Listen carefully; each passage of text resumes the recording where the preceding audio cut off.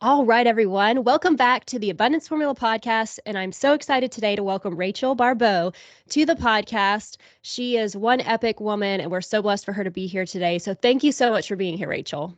Well, thank you so much for having me. I absolutely love joining podcasts and getting introduced to new audiences and hopefully making people think and feel and do something with it. I've got a friend that was diagnosed with ALS that played for the Titans that said that. His name is Tim.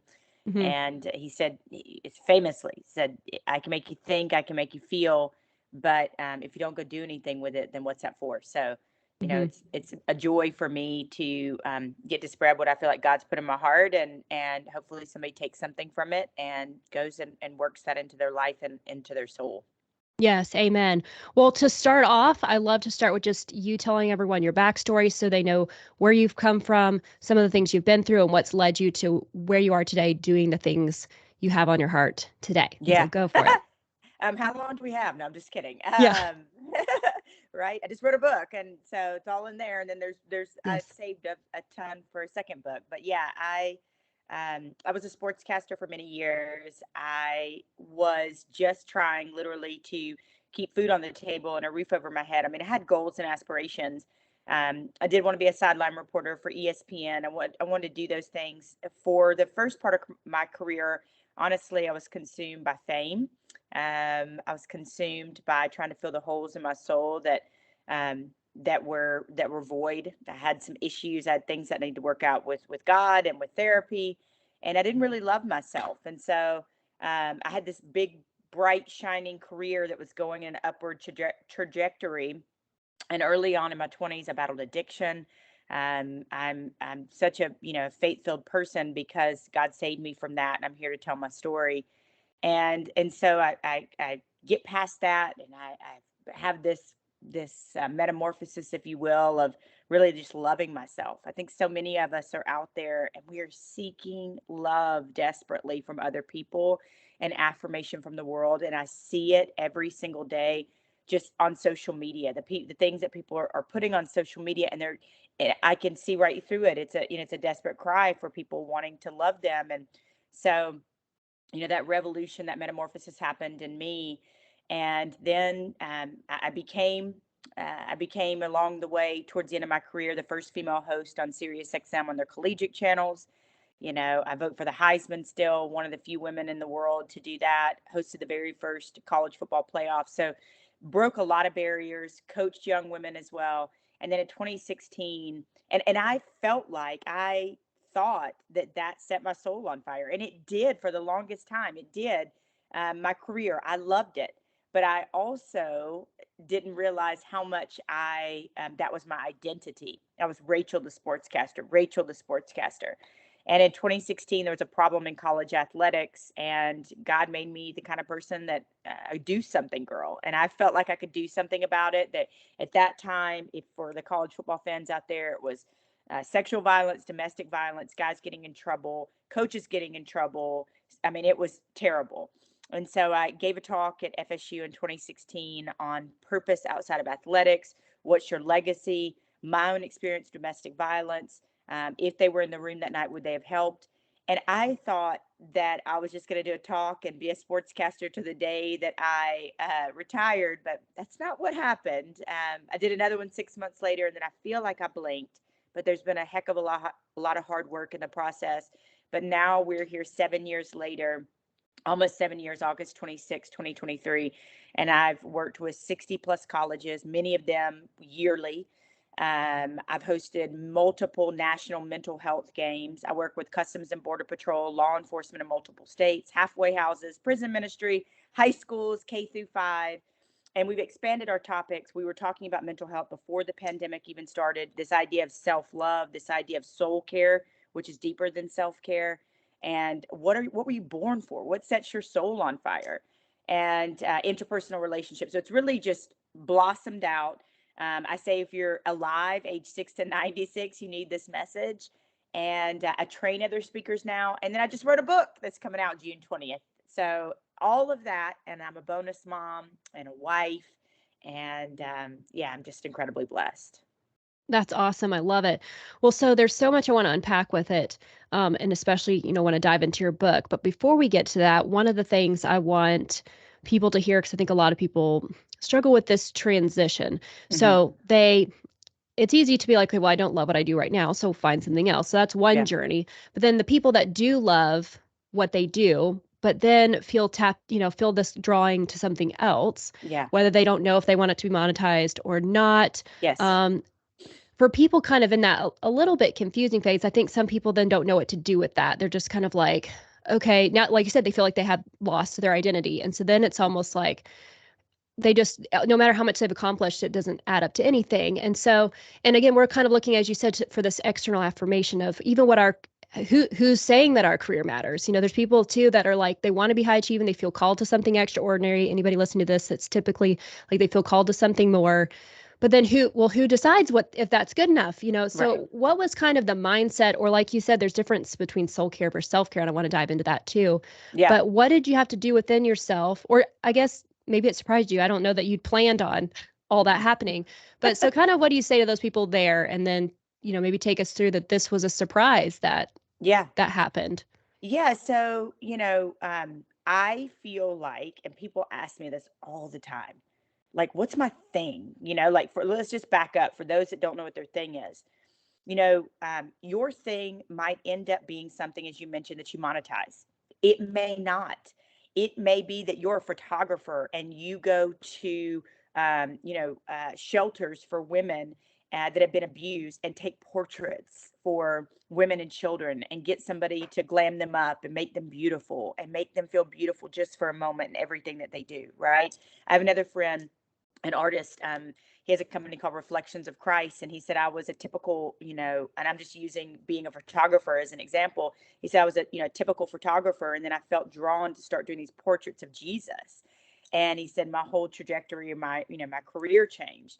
So I don't know what your thing is, and this is what I say to people: what bothers you?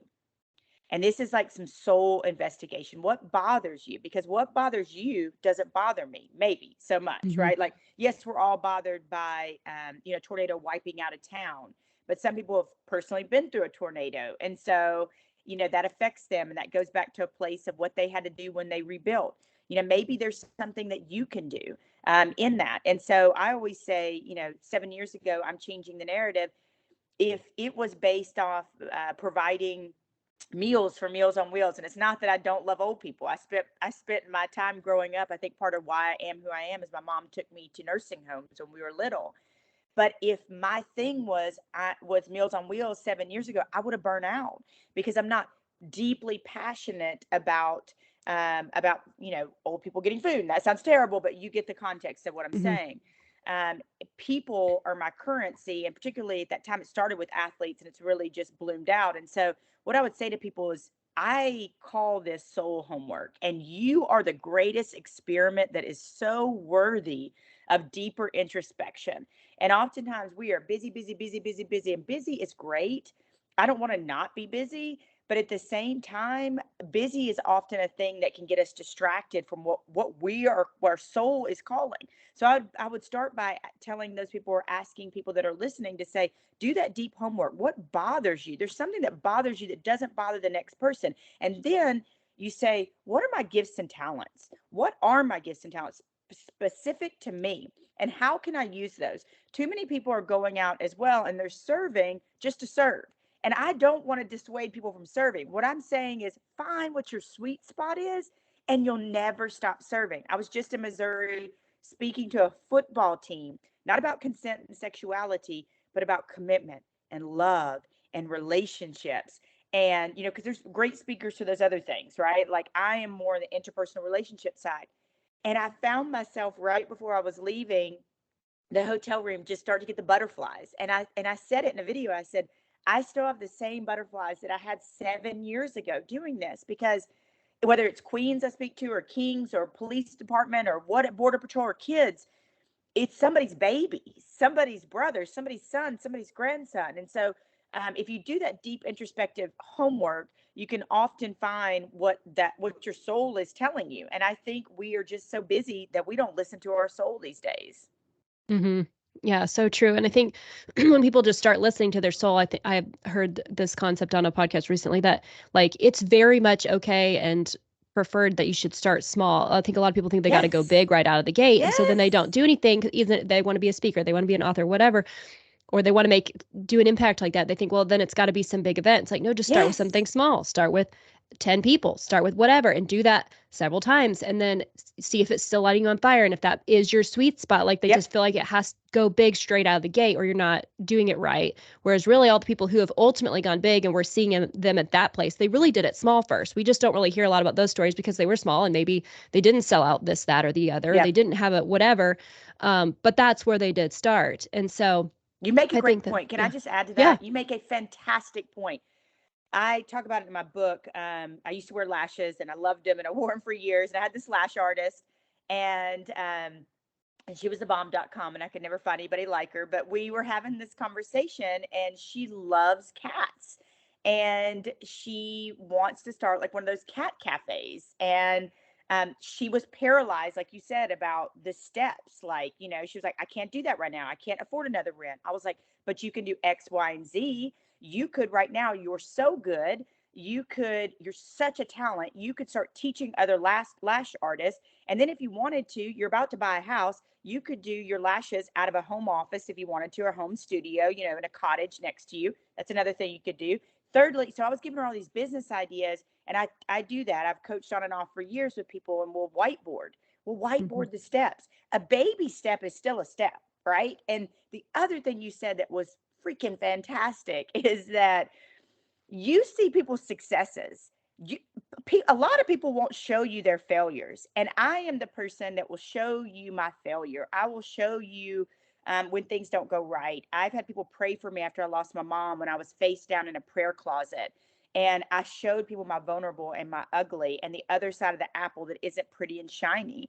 And I think if you only knew what Mhm. they really went through and the things that they put on that nobody showed up to. I mean, having wrote a book and it's coming out. I saw this thing the other day where it was this person had posted and said nobody showed up for my book signing. Well, all these famous authors then commented and said, hey, listen, my first book signing, I was sitting there by myself and one person showed up and I was so excited. And it was actually a person asking where the bathroom was, like Mhm. Yeah. everybody goes through this. Like everybody goes through this. And I wish more people would Yes. show you that and not just the Beamer or the Rolex or the purse, which I'm really not. I'm not attracted to those kind of coaches anyway. I'm more attracted to people that say, here's how my life changed. And as a byproduct, I was able to provide for my family, but these are not the things I'm leading with. Right. No, I love that. That's like something that's, yeah, one of the thing quote that bothers me too is Yeah. just is that, like how many more people could step into their game-changing calling knowing that all these now New York Times bestselling authors that have the prepaid for book tour that sold out every time in the big Yeah. theaters and all that were like, nobody showed up for my first thing. Nobody, Yeah. and whatever. And so it's like, man, because that would just give so many more people permission to be like, Yes. wow, they still did it and they did the next one and the next one. And then now Yes. look where they are. How cool is that? You really just have to start showing up and getting out there so more people know about you and Yep. know about your mission and can then connect. The other thing that I've been just I actually, the podcast I had that came out today was talking about this topic that I made the title kind of This May Be Polarizing. But me and a colleague were talking about it a few weeks ago that he was kind of like asking me where I saw myself in 10 years. And definitely didn't have all the steps. I was like, well, I feel like I may be here or whatever. And so then I asked him and he was like, I learned a long time ago that I actually like don't have a 10-year, 5-year, any of that plan. He said, because I realized that all the best things that happened to me in my life were unplanned. And he said, So and I good. started looking at when I used to have a plan. I got kind of too focused on that and I felt like I was missing out more on what God was trying to bring me because I had pictured it a certain way. And Yes. so I think there's a balance, obviously, of both. Um, I've had certainly plenty of successful, like if you are writing a book, you do have to make a plan, but there's Yeah. this very fine balance that I do think ultimately is where everything rests, is you do have to know that really the breakthrough, especially when you believe in God, is when he's chosen it to be. If Yes. he intends for your book to be a New York Times bestseller, he will make it so even if you're a nobody, it'll take off. Or Yep. it won't be if it's not meant to be, even if you're somebody. And so, Yep. like, we just also have to hold on to that degree of faith because even for you, like this whole new world that you launched into, you didn't do that first speaking event intending this future 7-year plan, you Amen. know? You make a great point, and I think everybody's got to find, if we give everybody a cookie cutter way of life, and this is what you should do, and this is what I espouse. I think we're losing out. What you're doing with your podcast, what I'm doing with my teaching, is saying, "Hey, let me enlighten you. Let me teach you some things that have worked for me." And yes, we can make a 2 and a 5 and a 10-year plan, but leave room for the magic of God. Leave room Hmm. for the magic of miracles. Leave room for to step out into the unknown. If you, I remember when I was younger, I mean, I thought I'd be married by a certain age, have kids by a certain age. My life did not look like that. And it's altogether wonderful and different. And my trajectory was, a little bit different than other people. And so absolutely. And I think that's what we're doing. We're just enlightening people, and it's a blessing to be able to enlighten people.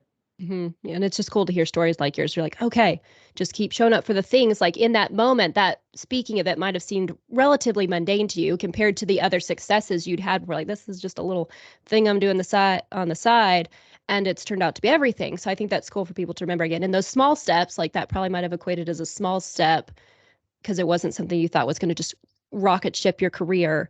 But then look, it really has created the new career you were ultimately meant to be in, at least right now. So, the other thing I want to dive into, because I know it's a huge part of everything you're doing, of the changing the narrative, is mental health. So, tell us a little bit about your mental health journey and why you're so passionate about it and all that good stuff. Yeah. So, I mean, a trigger warning for anybody that's watching, that's been through something hard themselves, or experienced suicidal ideations, or lost a loved one to suicide. But I've always been a pretty happy person. I mean, I had some internal work, and therapy is my jam, but overall pretty happy. Had some father wounds and some things that therapy and God have helped me address. But I lost my dad in 2014, and then in 2019 I lost my mom to cancer after a 10-month battle. And I had helped her um, in her journey with her juicing, and choosing different care and those things, taking care of her. I was off the road working at a house in Nashville, so I didn't have steady pay coming in, and she dies on May 1st, 2019. And like April 30th, like, a couple of days before, if you will, my longtime boyfriend and I had broken up. So here I am dealing with a heartache. My mom dies in my arms, and I'm broke. Hmm. And I was too ashamed to tell anybody. And so, I went through all the stages of grief and shock and all of those things. And I went home, and I had a lot of people that loved me, that wanted me to come stay and take care of me and do all those things. But I was like, oh, I'm good, I'm fine, I'm good, and July, it's about the second week in July. And I even looked at my social media around that time. You would have never known, because what I'm learning more and more now, we have a psychologist and a mindfulness expert on our team. I am just a mental health advocate. I'm the person that normalizes talking about mental health and destigmatizes it, and tells you therapy is amazing and you can learn so much about yourself. But what I'm learning now is that high functioning people can get into trouble very quickly. We also are seeing it more and more now, where somebody who is happy has fleeting thoughts, has a thought come through. They may not be depressed for a long time, but they have a thought come through that feels, whoa, like, what would it look like to open this car door and get out and roll out, and what would they think if I just went in there and picked up that gun, like these crazy, they feel crazy. But if we're being honest, more and more people are having these thoughts, and I think it's a culmination of a lot of things. I think it's social media. I think, honestly, from a faith perspective, I think it's the devil. He's not even hiding anymore. I think it is true mental health issues. I think it's depression. It's a lot of different things.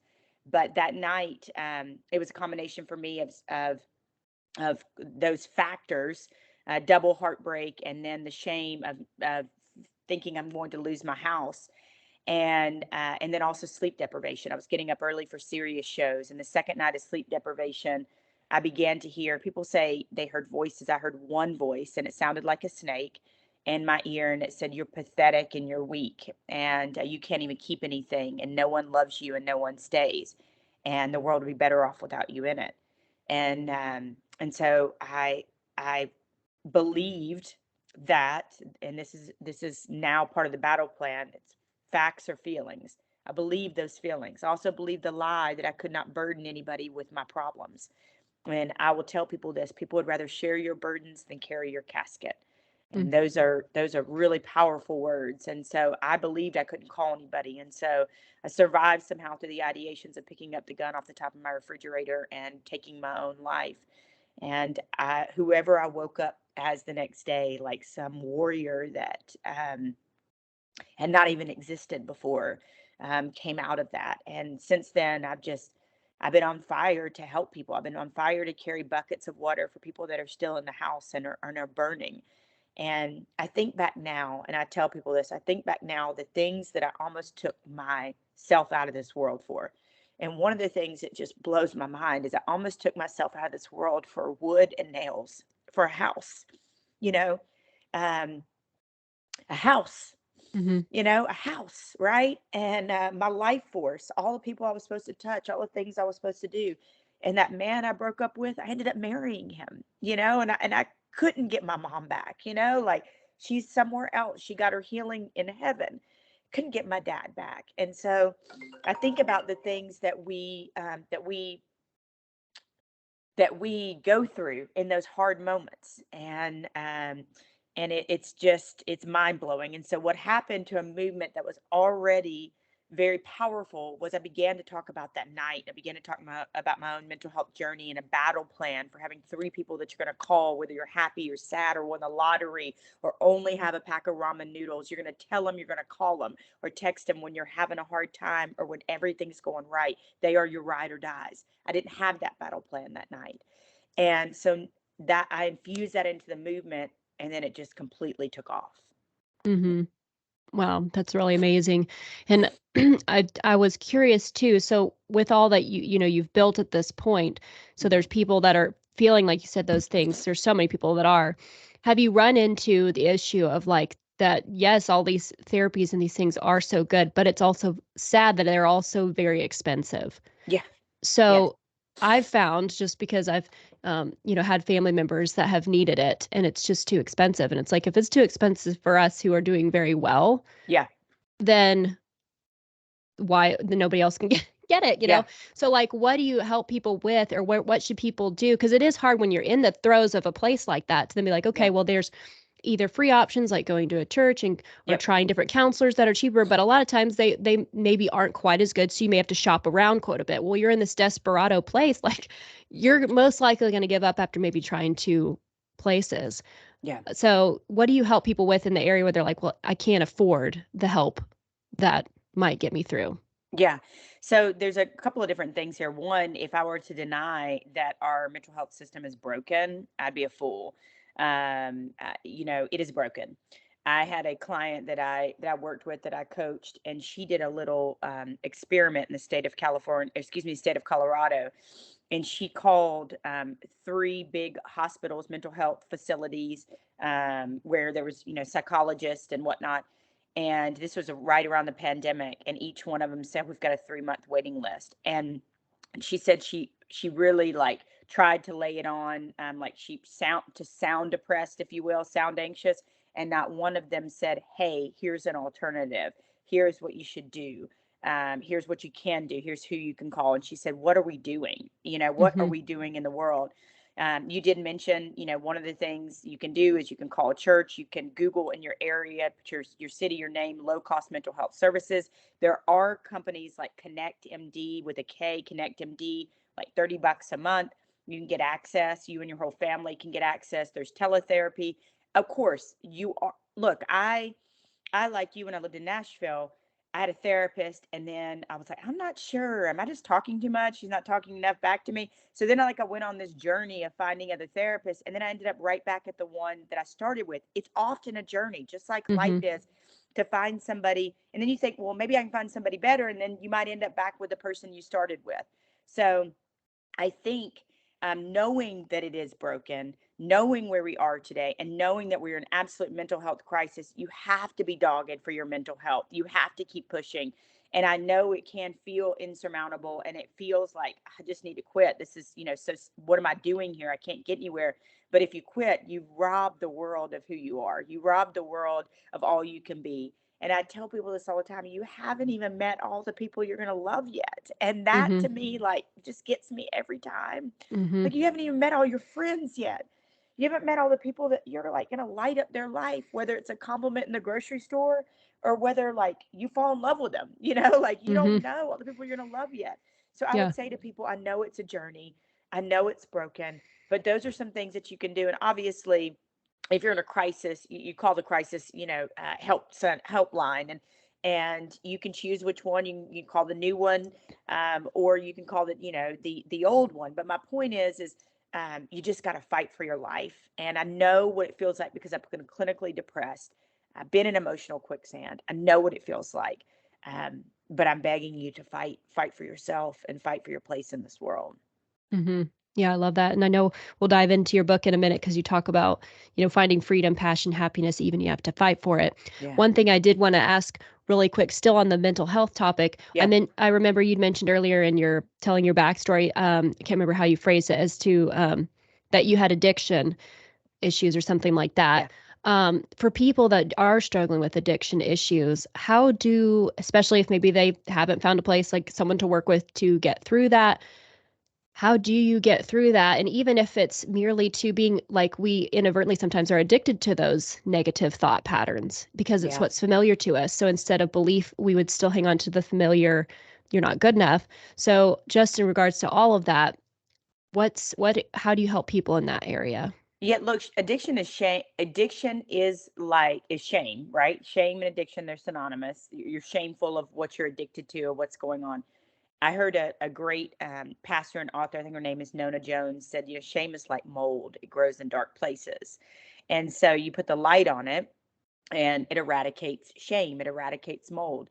I would say to somebody who is not entered into some sort of help, if that's what you so choose or what you need, you've got to find somebody around you that you trust, somebody you love, and you got to tell them. You've got to be open and honest. We espouse in my movement, I espouse to this idea of radical vulnerability. And does it mean that I'm going to meet somebody, and I talk about this in the book, and talk too much and say too much, and then immediately feel like in the process, like, did I say too much to that person? Like, you're thinking as Mhm. this is happening. But then I said, you know what? Maybe I'm showing them how to be beautifully open and how to take risks and how to take chances. You got to find somebody, a grandmother, an aunt, a friend, a pastor, and say, I'm watching porn. I'm using food as, a weapon against my own body, eating my feelings. I am gambling my life away. I'm drinking too much. I'm taking pills. The first step starts with the acknowledgement, one, to yourself and to somebody else. There's amazing 12-step programs as well, that I highly recommend. And so, look, addiction is eating us up from the inside out, and it's killing marriages. I did a podcast years ago about porn, just in particular, and it's killing marriages. It's killing this idea of what sexuality is. Little girls are thinking they have to do that, and little boys are thinking, and it's disgusting that you can find this right on the internet now. You don't even have to search; you just hit one off keyword and you can find it. Now we're seeing child trafficking victims that are ending up on Pornhub. I saw that this morning, and it's being sold and it's being consumed, and it is nothing but the enemy. It's nothing but the devil. And so I would say to anybody, whether it's food, drugs, jail, or excuse me, drugs, you might end up in jail. Mhm. Any of those things, and that's the vision that God gave me. Mine was hard drugs for 8 years that started as fun, and God gave me a vision and said that if you don't let me help you, you are a runaway train going down the wrong track, the wrong way. And if you don't let me help you, you're going to end up dead. You're going to kill somebody else. You're going to kill yourself. You're going to end up in jail or all of the above. You're going to break your family's heart, basically. And I was tired. I was tired. I knew the last couple of years when I began to sell it to support my habit and hide it from other users, and that I needed it simply to be social. In the evenings, that I knew that my fun had taken a really, really destructive turn. I was lying and manipulating and all of those things. And so by the grace of God, He helped me get clean, and it's now part of my story, being able to share that with others. Mhm.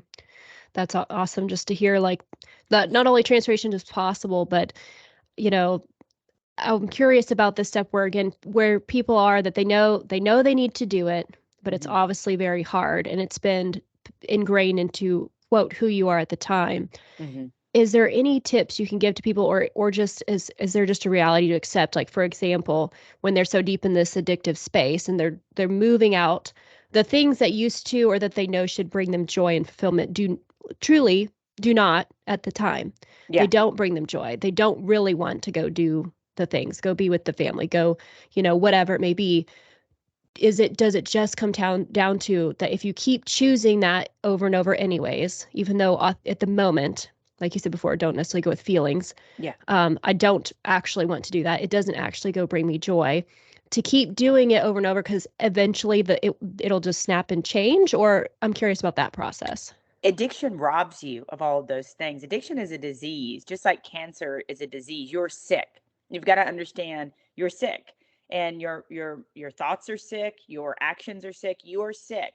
And so understanding that addiction is a disease is the first thing. And understanding that addiction, the disease, robs you of your relationships, it robs you of your joy. The things that should bring you joy or vapid, it's just like, what am I even doing here? You're a shell of a person. I was a shell of a person. I'd go to my dad's, I still remember, bless his soul, and I'd sleep half the time at his house, and I barely saw him anyway because I was too important, and I felt like my life was too important in that place where I was. And I'd go to his house and spend time with him and sleep half the time. And I made peace with that a long time ago, but it still breaks my heart. And so you do there, it's the same thing with mental health, and knowing that you got to do something. You get to a point where you're sick and tired of being sick and tired, and it's going to take the people around you. It may take a 12-step program, it may take checking yourself in, it may take a crap ton of therapy, it may take medication, it may take all of the above. I work and give my testimony in a place called the Love Lady Center in Birmingham, Alabama, and I've been going there for 10 years. And I wrote about it in the books, like 4 levels of like women, 400 or 500 women, and some are coming out of drugs, jail, prostitution, abandonment. Some have no teeth, tattoos on their face, they have their children there. It's a Christian whole way house. And some women I'll hold in my arms afterwards because we stay and pray, will say, I've been here, this is my 12th time in here. And I'm like, baby, then the 12th time is the time. You know what I mean? Like, you're never too far gone. And what the enemy wants us to believe is that you are too far gone. You're too dirty. You're too messed up. You have failed. You have let people down. You have done this. You have done that. And I just want to remind people you're never too far gone, but you do have, in everything, there is some level of, oh my God, I've got to, even if you're just depressed today, victory today looks like for me, getting a shower. Victory today for me looks like making a salad. Victory today for me looks like answering a text. It may be the tiniest step, but baby, it's a step. Mm-hmm. Yeah, back to those small steps again. You Yeah. don't you don't have to just wake up the next day and you are all better. And you're But not I gonna know. be. You're not Mm-hmm. gonna be. I was just working with a guy in the last stop I made, and we were talking about forgiving his father, who was a serial cheater, and how he'd been angry at him for 8 years. And I said, what would it look like for you to forgive your father? And I said, I'm not saying that you're gonna go, hand in hand with your dad next week and celebrate Father's Day. But what I am saying is it's a step in the right direction. And you would be surprised. I told him how much it'll affect you. You think you're giving forgiveness to this your father who's messed up, but in actuality, you are releasing yourself as well from this bitterness and this pain. And you might have to do it every day. You might have to say, I forgive you every day for the next 5 years. I don't know how long it's going to take you to get there. And that also doesn't mean that the person automatically deserves a front row seat in your life. I had a friend say to me, your life is like an auditorium. There are people that should earn the front row. Some people need to be moved far out of the auditorium with love. Some people need to be in the back row. And you determine that, right? So that doesn't mean just because you forgive your dad that all of a sudden you're hunky dory, but it does mean you're on the road, and it may be a slow road, but you're on the road to reconciliation. Yes, all that's just so beautiful. Last thing, I know I keep asking, but one of the most popular episodes of mine have Yeah. been when we talk about mental health, Yeah. which we know Yeah. why. And Yeah. so, the last thing I want to say or ask about is, so you said, so this mental health, all these mental health issues is a disease. There are some people that in their recovery process that I, have experienced that, so they get hung up on that part. This is a disease, and it ends up all kind of being a crutch on accident Mhm. to justify maybe not pushing through the fight of going to do the thing that they know they should do, Yes. even though it doesn't bring them joy right now. Well, I have this disease, as Hmm. if it's not something that can be, it's an unsolvable disease, or it's so what is your thoughts on that for people who that they kind of get hung up on that, especially when they're in a low point, to just be like, this is who I am. And this is, they're not as bad off as they used to be, but they can kind of feel like they can only go so far because this is a disease and it's part of them. Yeah, I talk about it in the book. I've talked about it for several years, but there is a level of everything that I've said today and everything you're saying. You have to get your shovel and do the work. Whether that is, again, crawling to the shower or eating a salad like we talked about, or just simply answering a text. There is a part of you, there's a will that you have to reconnect with. And I think I've been clinically depressed before, right? For a period of time. I battle anxiety. I have an anxious attachment. I'm working towards secure, but I'm learning all about that. And so, but I think you are absolutely right that we can, because of where we are in the world today, and just circumstances. I think you can very much lean on it like it is a crutch, like, oh, well, I'm just this way. I don't label. I had clinical depression, right? Like, I was clinically depressed, and I worked my way out of that through different modalities, through different therapies, through different things, a lot of different things that I did. And so, um I would encourage people to take that baby step, whatever that baby step is, because you can find yourself, and this is hard to hear. This is going to be hard for some people to hear. But if you don't call the therapist and you don't do anything about it, and you don't even you've got to reconnect with that will to live. You absolutely do. And you got to do the work. Life is work. And there's all sorts of mental health issues that you have. If it's schizophrenia, you got to take your medication. There are things that whatever it is that you have, you may need therapy and Jesus. You may need therapy and medication. You may need medication, therapy, and Jesus. So I don't know. Yeah. I'm just, and I just got asked to speak at a church last year. And that's what I said. I'm Yeah. like, for a long time, people were like, no, you just need Jesus. Well, you know what? Jesus put a lot of great therapists on this earth, and I think they're walking out their path, but you got to use them, right? They put Hmm. medications here for people to help balance some things in the brain. So again, I think there is a level of personal responsibility. I just heard TD Jake say this the other day, and I'm changing the narrative that is not faith based. I have RJB, Rachel Joy Baribeau, that is faith based, and so Cool. I'll come back and forth between the two a lot. But I heard TD Jakes talk about it the other day, about the mind, the power of the mind, of like making up your mind. I am sick and tired of being sick and tired. I'm sick and tired of being broke. I'm sick and my mom used to call it stinking thinking, for her, to her in heaven, my Gigi. I'd say, I'm so sick. And she'd say, no, she said, you're just giving the devil his due.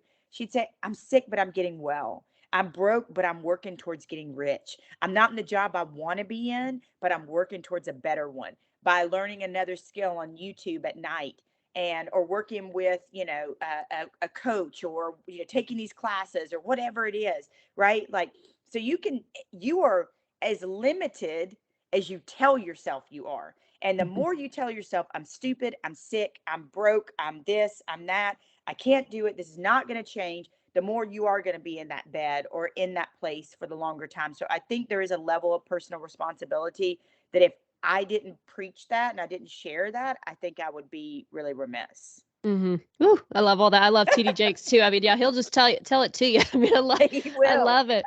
I love it. Well, let's dive into your book. Okay, Relentless Joy. Yeah. Why the topic? Tell us what it's about, and I'll ask another question after I hear you kind of tell us a little bit about that. Yeah, I mean, Joy is my middle name. My uncle named me at birth, and I, as you've heard throughout this podcast, have been through the ringer in my life. I have every reason to go live in a cave in a mountain with a pet goat, and never come back. Like I have every reason to do that. But as I teach in my book, it's bitter or better. And for a while in my life, there were times where I was bitter. And God has shown me, resiliency has shown me, therapy has shown me a lot of different, ways for sure. It's shown me that better is the way, and that, I can use my pain for purpose. And so I want to teach people that they can do that. And so this book, I'm so jazzed about it. And I hope any author is super jazzed about their own book.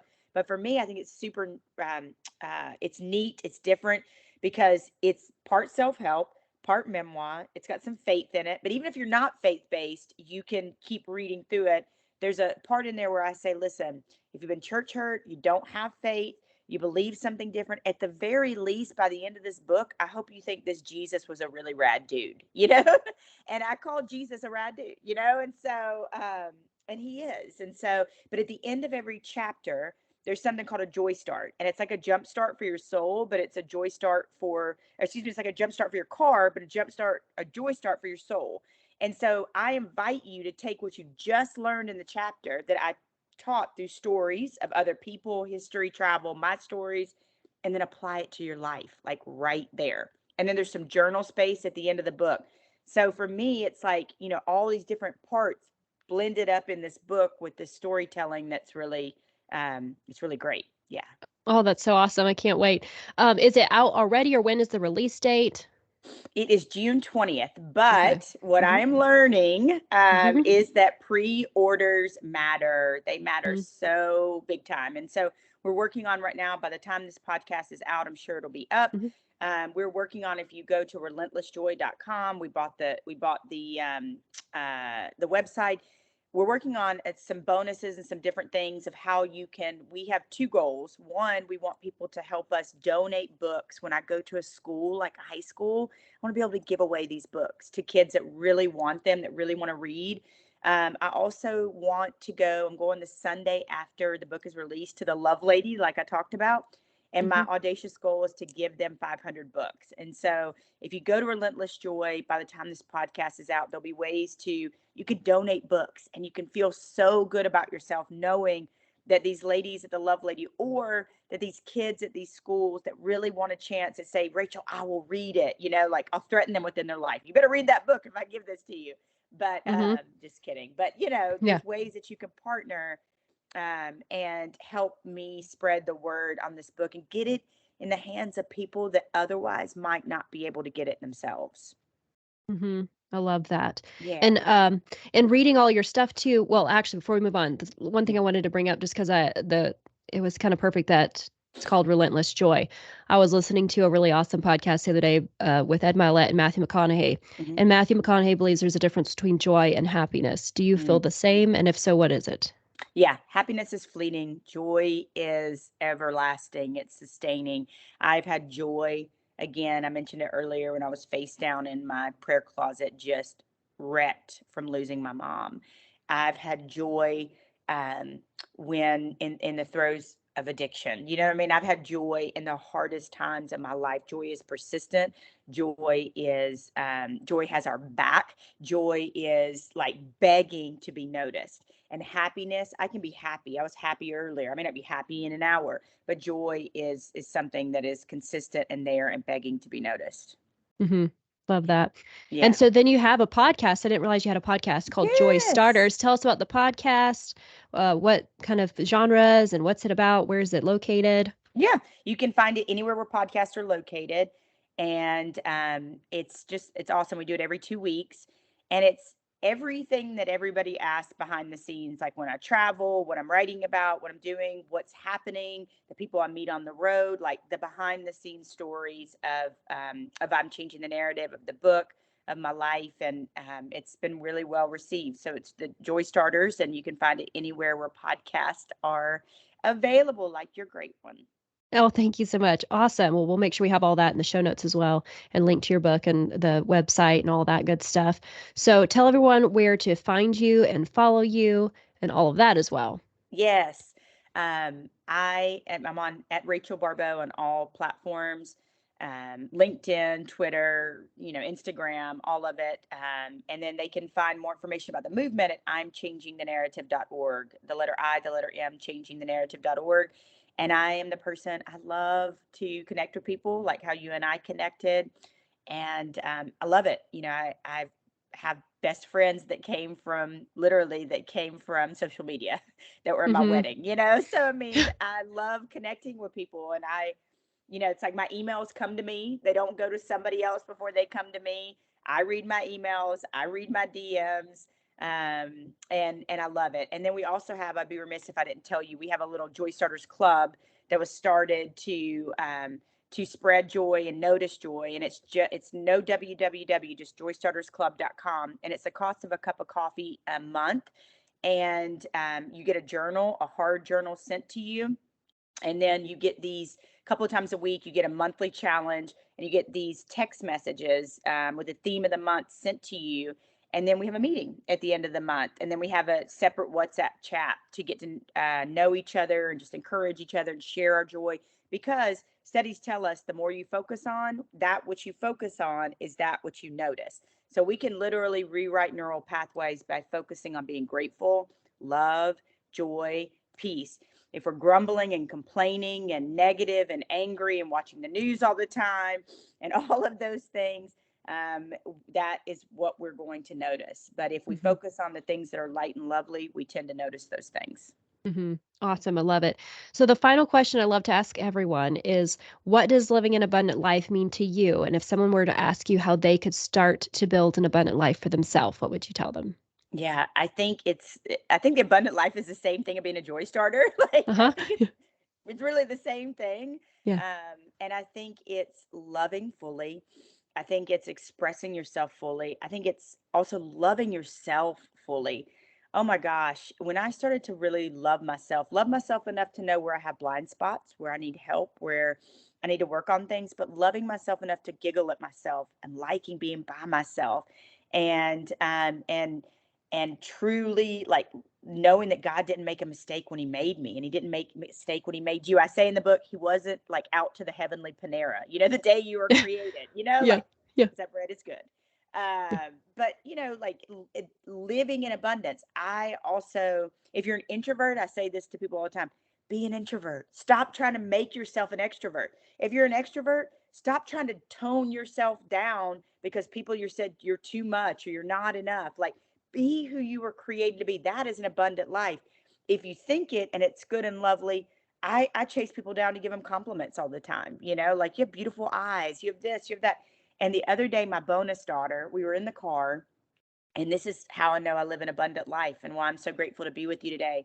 She's 15, and she said, the other day, there's this girl in class, and she did her hair differently. And I noticed it. I notice everything, Rachel. And I said, oh, okay.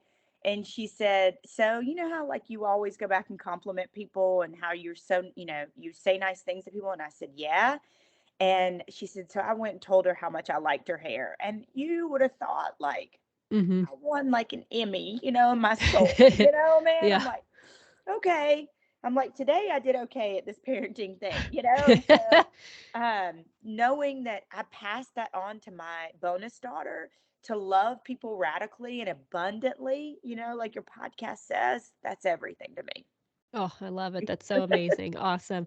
Well, thank you so, so much for being here today. It was such a blessing. I can't wait for everybody to hear it and to be blessed by it and to connect with you as well. And I feel like we'll probably collaborate in some way in the future. Yes. I can't wait to get your book and to read it as well. It's going to be amazing. I know it's going to help so many people. Thank you, my friend. I so appreciate you. Yes.